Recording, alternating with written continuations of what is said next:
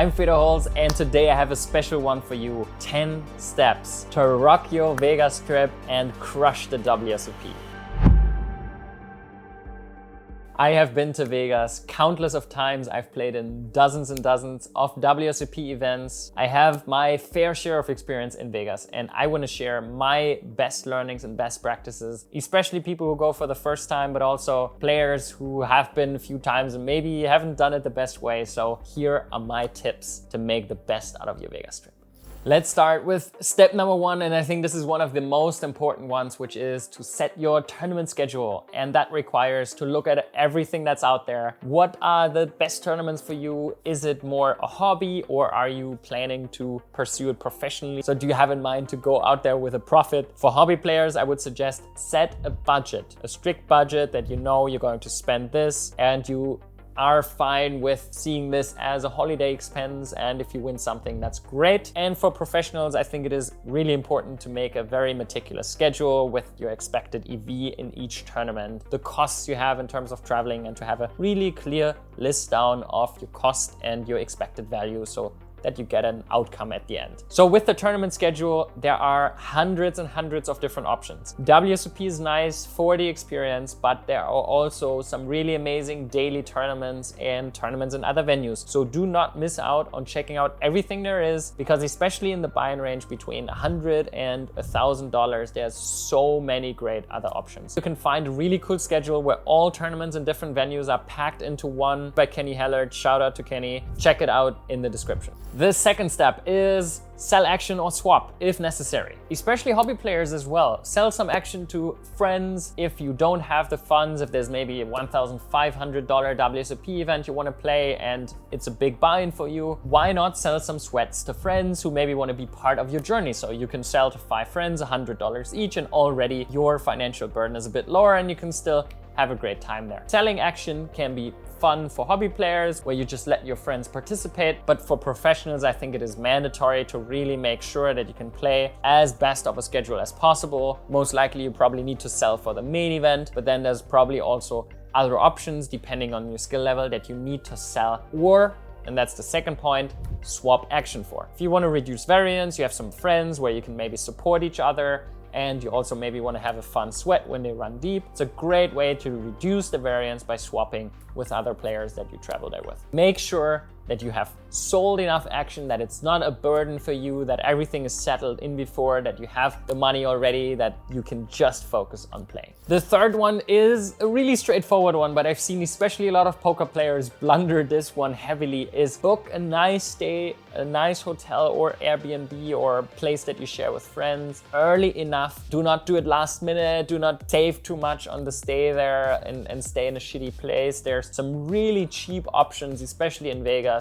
around that time where you can have a pretty decent stay for $50, $60, $80 a night. And if you play maybe higher and want to spend, or it's a holiday and you want to spend a little bit more, then there's plenty of options to do that really nicely. There have been some really nice VIP programs that I've been part of as well. It's not that hard to reach and you get really, really good value out of those. For the others, on the one side, you can either share an Airbnb. There you need to book really early and you can get some really amazing deals, and then you need to rent a car. There's some more effort connected to that, but that can be really beneficial. And for the others, if you want to stay in a hotel, the Bally's was pretty fine and I think decent money for value. But then there's lots of other options in the $70 to $100 a night range, very depending on how long you want to stay and what kind of place you're looking for. You can potentially share with someone. So spend time on that. It's really, really worth it to plan your stay, spend enough time on that, who you're staying with, how much you're spending, and what place you stay. Step number 4 goes especially out to all the Euros, but probably to some Americans as well.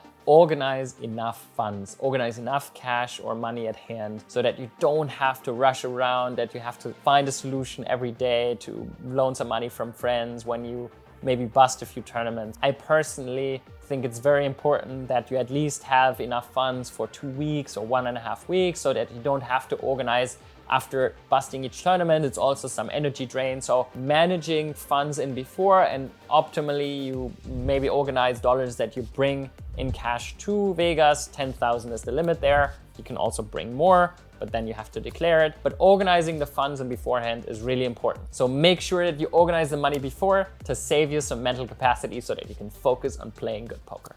Number 5 is a small one, but actually one that was really nice and helpful at times, is just to get to know the surrounding and the location. So especially depending on where you stay at, I used to stay a lot at the Vidara or the Aria, and knowing what's around there in terms of restaurants, but also just how to walk around and navigate and what the best way to go from place A to B and where you can walk and where you should be driving and what times are best to go. And it actually was really nice because at some point I just really knew how to navigate Vegas and how to get to the venues the best and what the best ways to walk were and what the nicest walks were and what to avoid as well. So that was really good at some point, that I just felt super comfortable, especially maybe when I was walking around with money. Stuff like that was actually more helpful than I thought. So taking a look at your surrounding and maybe doing a walk when you arrive and checking out everything around your place can actually be very helpful. Now, point number 6 is a super important one. It is to have a really good routine when you're in Vegas. I highly recommend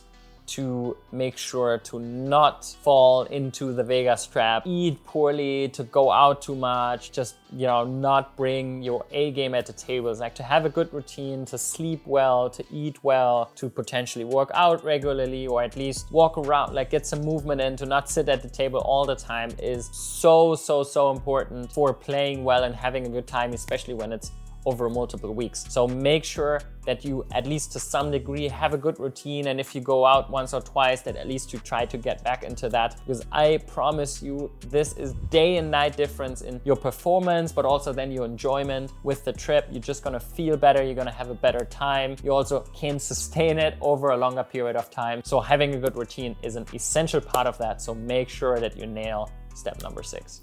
Now, number 7 is super important for me personally as well, and I think for a lot out there, is to prepare good food or good food spots and know exactly where to go to. I personally mostly eat vegetarian or vegan, so can be tricky sometimes to find something, especially when you're in the close surrounding of a casino. So for me, it was very helpful to know in before where and when I'm going somewhere. I also really enjoy getting food with friends, so to socialize and just use these breaks to hang out and have a good time. So for me, food is a super essential part in Vegas, and I highly recommend you to do some research into what you like, what your personal preferences are, so that you have a few spots that you can always go to. Just have a Google Maps list that you can pull up and know, okay, this is a place I like, this is a place I like, and you can just walk there or go there. Very helpful to not have to do that all the time on a spot. The absolute GTO is obviously prepping your own food or having a chef to prep it for you, but that's maybe only for a few. But for the rest, having a good few restaurant options is also already really important and great to have.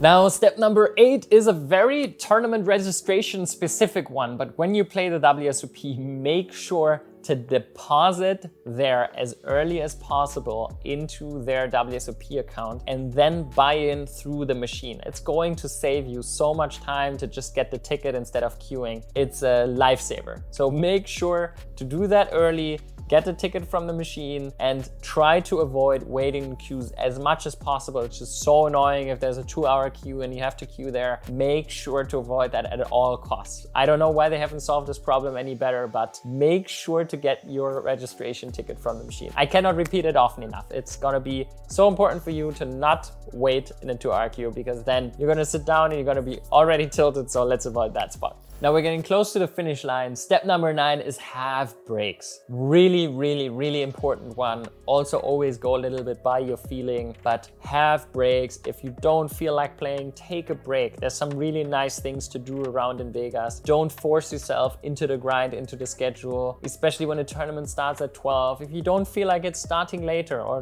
take a day off. Literally the most important thing I've learned in Vegas is to not try to force yourself to play just because you set a schedule or you plan to do it. If you don't feel like playing, your results are gonna be shitty too. So take days off, enjoy Red Rock, play some paddle, hang out with friends, socialize. Taking breaks in Vegas is a must to have a great time there, to survive, to sustain the few weeks if you go for a longer time. So make sure to have a good time and take breaks in Vegas.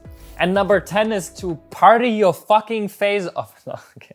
And number 10, last but not least, is to reevaluate all the time. As I've made this mistake multiple times in Vegas, in the beginning especially as well, is when things are not going well or when things are going well, is leave some room in your planning and when you go there to adjust. You don't have to stick to a plan right from the start, especially if you stay 3, 4, 5, 6 weeks. If you feel like, oh, week 1, things are going super great, like you feel super in the zone, maybe you take a little bit more action or you play a little bit more. But more important, when things are not going well, play less, scratch some tournaments, maybe even leave Vegas for a few days. There's LA or San Diego that are really nice. Go somewhere else, have a good time. Like, do not stick too much to the plan, because I've seen this go badly so many times. So number 10 is just go with the flow, always reevaluate. Every few days you can adjust your plans. That's going to make your Vegas trip so much better, because I've just seen it too many times that sticking to the plan goes wrong. So leave some space for reevaluation along the path. It's going to serve you well. If you like this content and want to prep further, I have made my top 5